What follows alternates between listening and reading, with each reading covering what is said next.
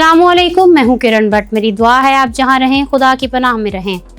आप जानते हैं कि किसी भी दूसरे मुल्क में सेट होने के लिए बुनियादी सीढ़ी आपकी ज़ुबान की महारत का टेस्ट होता है। चाहे आप आला तालीम के लिए जा रहे हों, वर्क परमिट पर जा रहे हों या PR के ख्वाहिशमंद हो, ज़ुबान का टेस्ट सबसे ज़्यादा अहमियत रखता है। अगर आप कनाडा जा रहे हों तो अंग्रेज़ी या फ्रांसीसी ज़ुबान की काबिलियत सबसे बड़ी शर्त मालूम होती है। बहुत सारे लोग जालसाजी और पैसे देकर जाली सर्टिफिकेट्स बनवा लेते हैं, मगर कनाडा की हुकूमत ने अब ऐसे दरख्वास्त गुजारों के खिलाफ घेरा तंग कर लिया है। कनाडा की हुकूमत ने जुबान के टेस्टों की जांच पड़ताल के हवाले से इंतहाई सख्त कवानीन का ऐलान किया है। आज हम तफसील से जानेंगे कि ये नया कानून क्या है, इसमें कौन सी सख्तियां शामिल की गई हैं, इमिग्रेशन अफसर अब किस तरह आपके टेस्ट की जांच पड़ताल करेंगे, इन फैसलों की ज़रूरत क्यों पेश आई, इस सब का हम पाकिस्तानियों पर क्या असर पड़ेगा। अगर आप हमारे चैनल पर नए हैं तो आगे बढ़ने से पहले अभी हमारी परदेस फैमिली का हिस्सा बने और चैनल को सब्सक्राइब कर लें ताकि ऐसी तमाम इंटरनेशनल अपडेट्स आप तक बर वक्त पहुँचती रहें। कनाडा के इमिग्रेशन महकमे ने अपने अफसरों के लिए नई हिदायत जारी की हैं। ये हिदायत खास तौर पर उन लोगों के गिर्द घेरा तंग करने के लिए हैं जो जुबान के टेस्ट के नताइज में जालसाजी करते हैं। इस नए इकदाम के तहत अंग्रेजी और फ्रांसीसी जुबान के टेस्टों की जांच पड़ताल का दायरा कार बढ़ा दिया गया है। हुक्काम ने वाजे कर दिया है कि अब किसी भी उम्मीदवार की जानिब से जमा कराए गए जुबान के टेस्ट के नताइज को महज एक कागजी कार्रवाई की हद तक नहीं देखा जाएगा।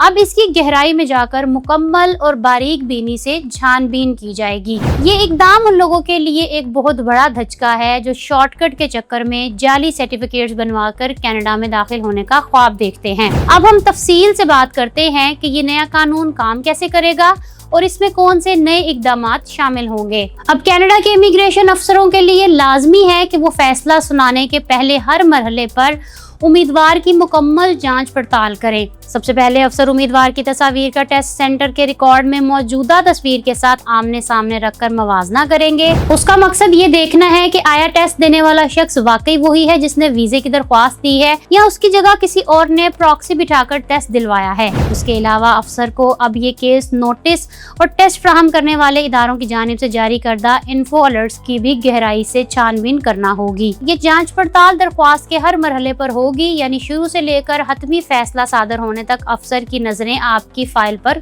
जमी रहेंगी। अगर इस तमाम अमल के दौरान इमिग्रेशन अफसर को जरा सा भी शक गुजरता है कि टेस्ट का नतीजा मशकूक है या इसमें जालसाजी की गई है तो वो अफसर इस केस को फौरन एक खसूसी टीम की तरफ भेज देगा।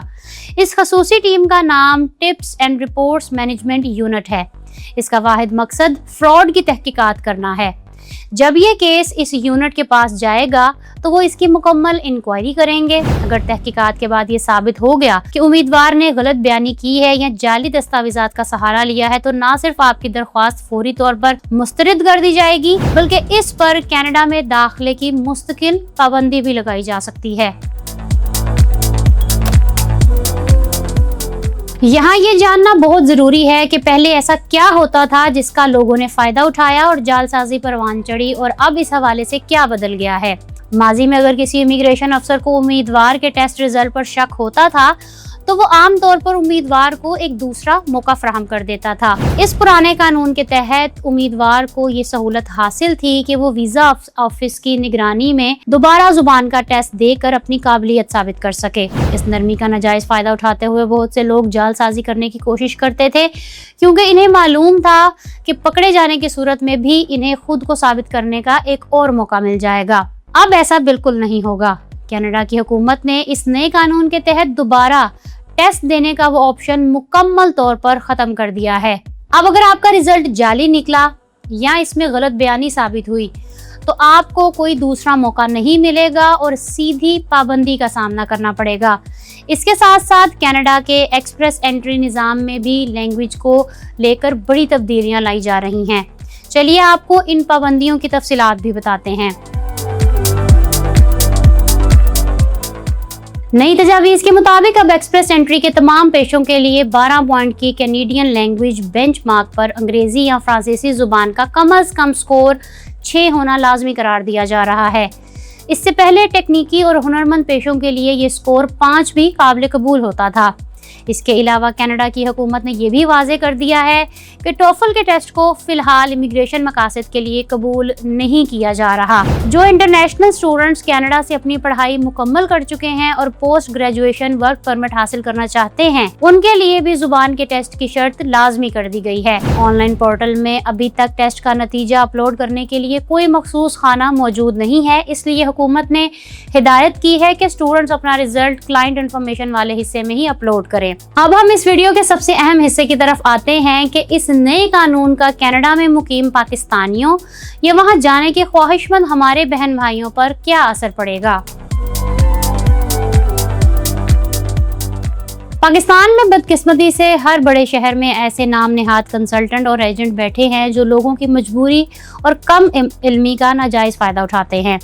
وہ معصوم لوگوں کو سبز باغ دکھاتے ہیں اور دعوے کرتے ہیں کہ آپ ہمیں لاکھوں روپے دیں، ہم آپ کو بغیر ٹیسٹ دیے یا کسی اور کو بٹھا کر آئٹس کا سرٹیفکیٹ لا کر دے دیں گے۔ اس نئے قانون کے نافذ ہونے کے بعد ایسے کسی بھی ایجنٹ پر بھروسہ کرنا اپنے پاؤں پر کلہاڑی مارنے کے مترادف ہوگا۔ جو پاکستانی اس وقت کینیڈا میں موجود ہیں اور اپنے پوسٹ گریجویشن ورک پرمٹ یا مستقل رہائش کی فائل جمع کروانے والے ہیں، انہیں چاہیے کہ وہ 100% ایمانداری کا راستہ اختیار کریں۔ اگر آپ کی زبان کی مہارت کم ہے تو محنت کریں، کلاسز لیں اور جائز طریقے سے دوبارہ ٹیسٹ دیں۔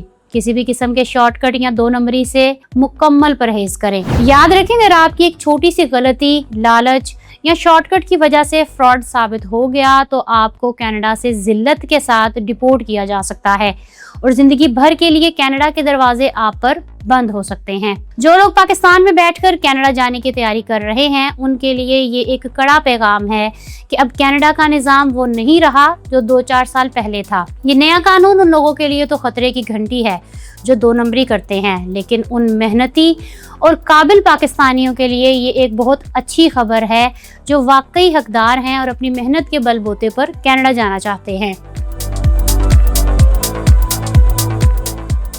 ناظرین، کینیڈا کا خواب بہت خوبصورت خواب ہے، لیکن اس خواب کی تعبیر کے لیے راستہ ایمانداری، سچائی اور محنت سے ہو کر گزرتا ہے۔ امید کرتی ہوں کہ آپ سب اسی راستے کا انتخاب کریں گے۔ آج کی اس ویڈیو میں ہم نے کینیڈا کے امیگریشن نظام میں ہونے والی اس بڑی تبدیلی کا تفصیل سے جائزہ لیا۔ مجھے پوری امید ہے کہ آج کی یہ ویڈیو آپ کے لیے بہت معلوماتی ثابت ہوئی ہوگی اور آپ کو کینیڈا کی نئی اور سخت امیگریشن پالیسی کی باریکیوں کو سمجھنے میں مدد بھی ملی ہوگی۔